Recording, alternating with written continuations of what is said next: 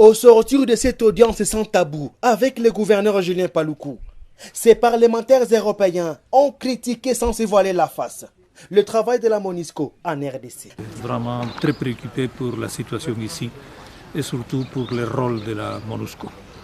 C'est-à-dire, à mon avis, il y a un véritable gaspillage de moyens, un manque d'action pratique. Et je vous parle avec toute franchise, pour moi c'est incompréhensible que depuis presque 20 ans, un contingent de 20 000 hommes est incapable d'anéantir des rebelles qui sont des bandits, et aucun rapport avec une force de frappe, c'est-à-dire puissant. C'est des bandits seulement, et la population reste sans être, c'est-à-dire protégée. Alors protéger les axes et protéger la caserne, c'est intéressant, mais ce n'est pas le rôle.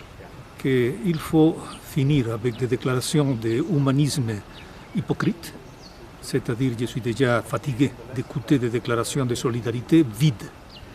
Je veux des actions concrètes et je veux que la population de cette partie du monde est respectée et protégée par une force qui est venue ici pour la protéger.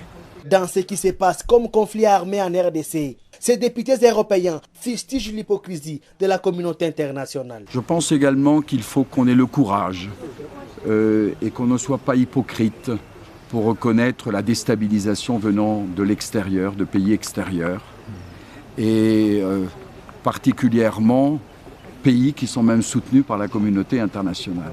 Donc il y a beaucoup d'hypocrisie dans tout ceci.